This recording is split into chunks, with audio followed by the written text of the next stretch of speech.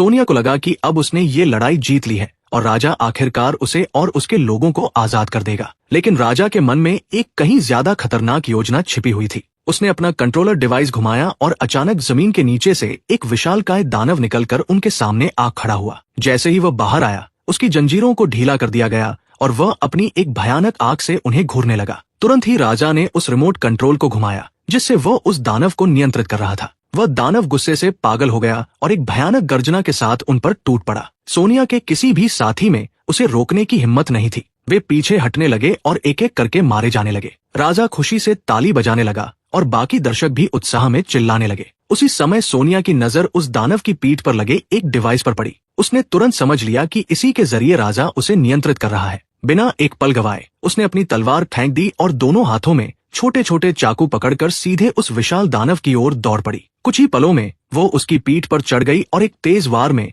उस डिवाइस को निकालकर अलग कर दिया। जैसे ही वह डिवाइस हटाया गया, दानव को होश आ गया और वह शांत हो गया। सोनिया ने उसे समझाया कि वह उसकी असली दुश्मन नहीं है। असली दुश्मन वह राजा है जो अपने स्वार्थ के लिए उसका इस्तेमाल कर रहा था। गुस्से में भरा वो भयानक दानव सीधे राजा की ओर मुड़ा और अपने शक्तिशाली हमलों से उस जगह को पूरी तरह तबाह कर दिया। हरकिनी जनजाति प्रकृति के बहुत करीब रहती थी और जंगल की देवी को अपना रक्षक मानती थी। लेकिन एक दिन किंग एंजो की सेना ने उनके गांव पर हमला कर दिया और भारी तबाही मचा दी। सोनिया ने अपनी माँ को अपनी आंखों के सामने मरते हुए देखा और किसी तरह अपनी जान बचाकर भाग निकली। वह डेलगोन नाम के एक लड़के के साथ भागी, लेकिन रास्ते में डेलगोन गिरकर पीछे रह गया और सोनिया अकेले ही बचकर निकल पाई। इसी आग और तबाही से शुरू होती है वो कहानी जिसे हम रेड सोनिया के नाम से जानते हैं। 20 साल बाद सोनिया एक जवान लड़की बन चुकी थी। वह हर दिन जंगल में अपने लोगों के किसी भी बचे हुए सदस्य को खोजने के लिए भटकती रहती थी। उसका घोड़ा फैर हमेशा उसके साथ रहता था। एक दिन वो एक झील के पास गई जहाँ जंगल की देवी की एक मूर्ति थी। उसने वहाँ प्रार्थना की और अपने घोड़े को नहलाया। तभी उसकी नजर कुछ शिकारी भाड़े के लोगों पर पड़ी जो जानवरों को पकड़ रहे थे। जानवर कमजोर लग रहे थे, इसलिए सोनिया ने उन्हें बचाने का फैसला किया। बचपन से ही उसे सिखाया गया था कि जंगल के जानवरों की रक्षा करना उसका कर्तव्य है। सोनिया उन शिकारियों का पीछा करते हुए उनके ठिकाने तक पहुंच गई। रात के समय उसने अपने घोड़े को बाहर छोड़ा और चुपके से अंदर चली गई। झाड़ियों के पीछे से उसने देखा कि वे जानवरों को पिंजरों में बंद कर रहे थे। तभी वहाँ एक शाही काफिला पहुंचा। किंग एंजो का उत्तराधिकारी गाड़ी से उतरा। इस नए शासक का नाम किंग ड्रैगन था। उसने एंजो से सत्ता छीन ली थी और अपनी बुद्धिमानी और तेजी से तकनीकी विकास के लिए मशहूर था। उसके साथ उसकी महिला बॉडीगार्ड एना भी थी। वे शिकारियों के काम का निरीक्षण करने आए थे। शिकारियों ने बताया कि उन्होंने रिसर्च के लिए जानवरों को पकड़ा है, लेकिन वे उस साइक्लोप्स को पकड़ने में असफल रहे जिसकी तलाश की जा रही थी। इसके बजाय उन्होंने जंगल के किनारे से कुछ लोगों को पकड़ लिया था। ड्रैगन ने कैदियों के नेता से पूछा कि वो हरकिनी लोगों द्वारा छिपाई गई पवित्र किताब का हिस्सा ढूंढ रहा है, लेकिन कैदी ने कहा कि उसे इसके बारे में कुछ नहीं पता। उसने ये भी बताया कि हरकिनी लोग कभी जंगल को नुकसान नहीं पहुंचाते क्योंकि वे उसे पवित्र मानते हैं और अपने देवताओं के मार्गदर्शन में उसकी रक्षा करते हैं। ड्रैगन ने उसकी बातों को नजरअंदाज कर दिया और अपने सैनिकों को उसे मारने का आदेश दे दिया। उधर सोनिया जानवरों को छुड़ाने के लिए पिंजरों तक पहुंच गई, लेकिन जैसे ही उसने एक पिंजरा खोलने की कोशिश की, एना उसके सामने आ गई। सोनिया ने देखा कि एना अपने आप से कुछ बड़बड़ा रही थी। जब सोनिया ने उसे अजीब कहा तो एना गुस्से में आ गई और तुरंत उस पर हमला कर दिया। ड्रैगन इस लड़ाई को देख रहा था और सोनिया की लड़ने की कला से प्रभावित हुआ। उसने अपने सैनिकों को उसे पकड़ने का आदेश दिया। जल्द ही सोनिया को एहसास हुआ कि ड्रैगन ने हरकिनी जंगल का वो नक्शा ले लिया है जो उसने बनाया था। इसके बाद उसने आदेश दिया कि सोनिया को डिम्नाटी एरिना भेजा जाए, जहां लोगों को सार्वजनिक लड़ाइयों के लिए तैयार किया जाता था। अगले दिन सैनिक सोनिया को माइटी हेवन नाम के राज्य में ले गए। रास्ते में उसने देखा कि सैनिक उसके घोड़े फैर को ले जा रहे हैं। वो उसकी ओर दौड़ी,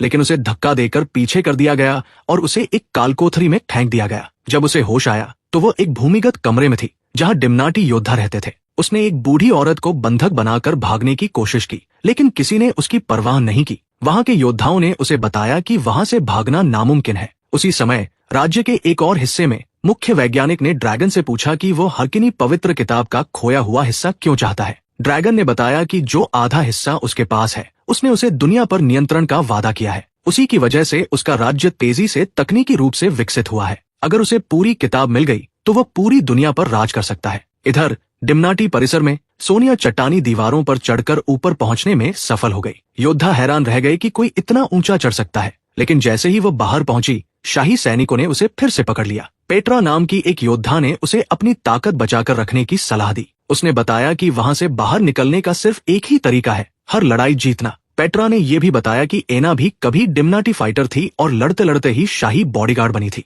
उसने ये भी कहा कि एना आज भी उन सभी लोगों की आवाजें सुनती है जिन्हें उसने मारा है। बाद में एना ड्रैगन के पास गई और उसे उसकी बीमारी ठीक करने और उससे शादी करने का वादा याद दिलाया। ड्रैगन ने कहा कि वह सही समय आने पर अपना वादा पूरा करेगा, लेकिन पहले उसे उसके दिमाग की आवाजों को शांत करने का तरीका ढूंढना होगा। उसने उसे एक दवा दी और चला गया, लेकिन दवा लेने के बाद भी आवाजें बंद नहीं हुई। अगले दिन डिम्नाटी योद्धा एरिना में अभ्यास कर रहे थे। ओजन ने सोनिया से पूछा कि वह कहाँ से है। सोनिया ने जवाब दिया कि वह किसी भी जनजाति से नहीं है। ओजन ने खुद को एक राजकुमार बताया जिसे पकड़कर यहाँ लड़ने के लिए मजबूर किया गया था। जल्द ही एरिना दर्शकों से भर गया और लड़ाइयाँ शुरू हो गई। हॉक ने अपने प्रतिद्वंद्वी को हराकर जीत का हार पेट्रा को दिया, जिससे उनके रिश्ते का पता चला। जब सोनिया की बारी आई तो सैनिकों ने उसे लकड़ी की तलवार और हल्का कवच दिया। जैसे ही वह एरिना में उतरी, भीड़ खामोश हो गई। ड्रैगन ने उसे पेट्रा से लड़ने का आदेश दिया, लेकिन सोनिया ने मना कर दिया और खुद ड्रैगन को चुनौती दे दी। ये सुनकर ड्रैगन गुस्से से भर गया और उसने पेट्रा को मारने का आदेश दे दिया। पेट्रा की मौत से सभी योद्धा स्तब्ध रह गए। सैनिक एरिना में उतरे, लेकिन सोनिया ने एक एक करके सभी को हरा दिया। इसके बाद उसने पेट्रा का हार हॉक को लौटा दिया और उससे किए गए अन्याय का बदला लेने का वादा किया। उस रात सभी योद्धा एक साथ इकट्ठा हुए। सोनिया ने हरकिनी प्रार्थना गाना शुरू किया। अचानक एक सफेद बालों वाला युवक भी उसी प्रार्थना को गाने लगा, जिससे सोनिया हैरान रह गई। उधर महल की प्रयोगशाला में मुख्य वैज्ञानिक ने ड्रैगन को एक ऐसा डिस्क दिखाया जो जंगली जानवरों के दिमाग को नियंत्रित कर सकता था, लेकिन ड्रैगन ने इस विचार को ठुकरा दिया और इंसानों को नियंत्रित करने वाला उपकरण बनाने का आदेश दिया। उसी रात सोनिया उस सफेद बालों वाले युवक के पास गई। उसे शक था कि वो हरकिनी जनजाति का है। उसने अपना नाम ड्रैक्स बताया और कहा कि वह उसके लोगों में से एक जीवित सदस्य है। ड्रैक्स पहले से जानता था कि सोनिया वही हरकिनी लड़की है जो 20 साल पहले खो गई थी। सोनिया ने बताया कि उसने पूरी जिंदगी अपने लोगों को खोजने में बिताई है। यह जानकर कि उसके लोग अभी भी जिंदा है, उसे सुकून मिला। पहली बार उसे ऐसा महसूस हुआ कि वो अब अकेली नहीं है। अगले दिन सैनिक सोनिया को एक शाही दावत में ले गए। भव्य हॉल में उसने एक नक्शा देखा जिस पर ड्रैगन अपना साम्राज्य फैला रहा था। ड्रैगन ने बताया कि वो उसी नक्शे का इस्तेमाल करके हरकिनी जंगल पर हमला करेगा और पवित्र पुस्तक का खोया हुआ हिस्सा हासिल करेगा। ये जानकर सोनिया हैरान रह गई कि ये वही किताब थी जो उसकी जनजाति के लिए पवित्र थी। फिर घोषणा की गई कि साइक्लोप्स को पकड़ लिया गया है और सभी लोग उस जीव को देखने के लिए चले गए। अगले दिन एक और खतरनाक लड़ाई शुरू हुई। सोनिया ने जोर देकर कहा कि उसे असली हथियार और कवच दिए जाएं। तैयारी के बाद वो युद्ध भूमि में उतरी। उसी समय ड्रैगन ने उसे हरकिनी का ठिकाना बताने का आदेश दिया, वरना वह बाकी योद्धाओं को सजा देगा। लेकिन सोनिया डटी रही और कहा कि उसे कुछ नहीं पता। ये सुनकर ड्रैगन गुस्से में आ गया और साइक्लोप्स को एरिना में लाया, जिसके शरीर पर एक माइंड कंट्रोल डिस्क लगी हुई थी। साइक्लोप्स ने हमला करना शुरू कर दिया और योद्धाओं को इधर उधर फेंकने लगा। तभी सोनिया की नजर उस डिवाइस पर पड़ी और उसने उसे उस जीव के शरीर से हटा दिया। साइक्लोप्स को होश आ गया और गुस्से में वो ड्रैगन के खिलाफ हो गया। उसने सिंहासन को तोड़ दिया और पूरे महल में अफरातफरी मच गई। पास ही एक चट्टान से ओजन किसी तरह अपने साथियों तक पहुंच गया। सोनिया ने सबको पहाड़ियों के रास्ते भागने को कहा, जबकि उसने खुद अपने घोड़े को बचाने और बाद में उनसे मिलने की योजना बनाई। वो वापस महल में गई और एक एक करके पहरेदारों को मार डाला। फिर वह एक रिसर्च कक्ष में पहुंची, जहां एक एनर्जी रिएक्टर चमक रहा था। उसने अपने घोड़े को आजाद किया और रिएक्टर को नष्ट कर दिया, जिससे महल में एक बड़ा विस्फोट हो गया। ड्रैगन ने विस्फोट देखा और समझ गया कि उसका मुख्य वैज्ञानिक मर चुका है। उसने तुरंत अपनी सेना को सोनिया और उसके साथियों का पीछा करने का आदेश दिया। सुबह तक सोनिया पहाड़ियों में अपने दोस्तों से मिल गई और उन्हें हरकिनी जंगल की ओर ले जाने लगी। इस दौरान ओजन ने अपने राज्य वापस जाने का फैसला किया, क्योंकि अपने लोगों की जिम्मेदारी लेना उसका कर्तव्य था। सोनिया ने उसकी बात समझी और उसे जाने दिया। उसने वादा किया कि वे फिर मिलेंगे। कुछ समय बाद आराम करते हुए एक योद्धा ने ड्रैगन के एक जासूस को पकड़ लिया। उन्हें पता चला कि शाही सेना पास ही है। सोनिया ने ड्रैग से कहा कि वह आगे जाकर हरकिनी बस्ती को चेतावनी दे दे। उसने खुद पीछे रुककर दुश्मनों को रोकने का फैसला किया। ड्रैग्स के जाने के बाद सोनिया ने बाकी योद्धाओं से भी भागने को कहा, लेकिन उन्होंने मना कर दिया। दूसरी ओर ड्रैगन तबाह हुए शिकारी शिविर पर पहुंचा। वहां के लोगों ने उसे बताया कि सोनिया और उसके साथियों ने हमला किया था। ड्रैगन ने कार्ल से पूछा कि सेना कब पहुंचेगी, तो उसने जवाब दिया कि 2 दिन लगेंगे। तभी एना ने चेतावनी दी कि इंतजार करने से विद्रोह फैल सकता है। अचानक सोनिया वहां आ गई और एक सैनिक का कटा हुआ सिर फेंककर ड्रैगन को चेतावनी दी कि वह जंगल छोड़ दे। जवाब में कार्ल ने ड्रैग्स का कटा हुआ सिर फेंक दिया। ये देखकर सोनिया को समझ आ गया कि ड्रैगन ने उसे मार डाला है और वो गुस्से से भर उठी। उस रात जब सब सो रहे थे, सोनिया ने कुछ परछाइयों को हिलते हुए देखा और अपना धनुष उठा लिया। जैसे ही वे पास आए, वे हरकिनी योद्धा निकले। उनके नेता उच्च पुजारिन हेस्पर ने सोनिया को गले लगाया और उसे वही लड़की पहचान लिया जो 20 साल पहले खो गई थी। हेस्पर ने बताया कि उन्होंने ड्रैक्स को ड्रैगन के सैनिकों द्वारा पकड़े जाते देखा था, लेकिन उसे बचा नहीं सके। फिर उसने पवित्र पुस्तक का खोया हुआ हिस्सा दिखाया जिसकी तलाश ड्रैगन कर रहा था। सोनिया हैरान रह गई और पूछा कि ड्रैगन को दूसरा हिस्सा कैसे मिला। हेस्पर ने बताया कि 20 साल पहले जब किंग एंजो ने हमला किया था, एक लड़का मंदिर में घुस गया था जहां पुजारिन किताब की रक्षा कर रही थी। अफरातफरी में किताब 2 हिस्सों में बंट गई। पुजारिन एक हिस्सा लेकर भाग गई, जबकि वह लड़का दूसरे हिस्से के साथ पकड़ा गया। उसे गुलाम बना लिया गया और वह रातों को उस किताब को पढ़ता रहा। उसने विज्ञान और तकनीक में महारत हासिल कर ली और अंत में राजा बन गया। ये सुनकर सोनिया को सच्चाई समझ आ गई। ड्रैगन असल में एक हकिनी था और उससे भी बढ़कर वो डेलगोन था, उसका बचपन का दोस्त जिसे वह बचा नहीं पाई थी। उसी समय ड्रैगन ने अपने सैनिकों को जंगल पर आग बरसाने का आदेश दिया। सोनिया और उसके साथी बिखर गए। सोनिया ने बहादुरी से लड़ाई लड़ी और एना के साथ उसकी भयंकर लड़ाई हुई। एना ने सोनिया को जमीन पर गिरा दिया, लेकिन तभी उसका घोड़ा आ गया और एना को पीछे धकेल दिया। घायल सोनिया अपने घोड़े पर सवार होकर उस झील तक पहुंची जहां देवी की मूर्ति थी। कमजोर और खून से लथपथ उसने देवी से प्रार्थना की।